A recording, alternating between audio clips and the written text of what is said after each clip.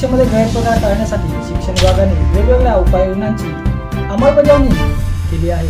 आणि असं असलं तरी 12वीच्या परीक्षेच्या पहिल्याच पेपरच्या दिवशी पहिल्याच पेपर दरम्यान कॉपी पुरवण्याचा धक्कादायक प्रकार हा समोर आला आहे। परीक्षा केंद्रावर बहिणीला कॉपी देण्यासाठी तरुण चक्क तोतिया पोलीस बनला आहे। अकोला जिल्ह्यातील पातूर शहरातील शहाबाबू उर्दू हायस्कूलमध्ये हा प्रकार घडला आहे।